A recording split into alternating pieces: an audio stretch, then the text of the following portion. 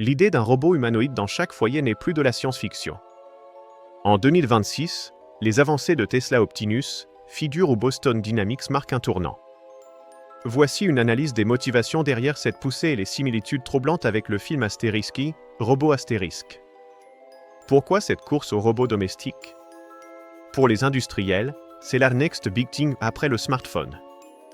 La collecte de données physiques est un nouvel Eldorado, un robot cartographie votre maison, connaît vos habitudes et votre état de santé. Ces données valent de l'or. L'économie de l'abonnement promet une rente éternelle. Vous paierez pour les services de votre robot plutôt que de le posséder. Les gouvernements y voient une réponse à la crise démographique face au vieillissement massif de la population. Les robots sont la solution pour le soin aux aînés et pour libérer du temps humain pour une plus grande productivité. Ces motivations nous mènent à des similitudes troublantes avec le film Asteriski, Robot Asterisk de 2004. Dans le film, les robots aînés se s'incantrent dans les foyers comme des aides bienveillantes, un véritable cheval de Troie domestique. Aujourd'hui, ces robots sont vendus comme des assistants, mais ils sont aussi une caméra mobile et connectée en permanence dans notre intimité. Le film montre la centralisation du contrôle avec VIKI, une IA qui décide de prendre le contrôle pour protéger l'humanité.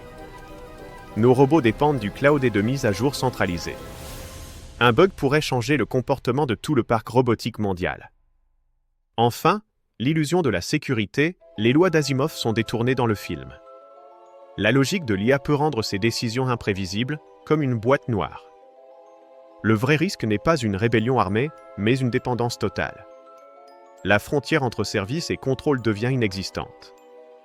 Si un gouvernement peut voir à travers les yeux de millions de robots, le débat sur la protection de la vie privée devient un enjeu politique majeur. Alors, souhaitez-vous que nous analysions un modèle de robot spécifique pour voir s'il respecte les critères de sécurité de la science-fiction ?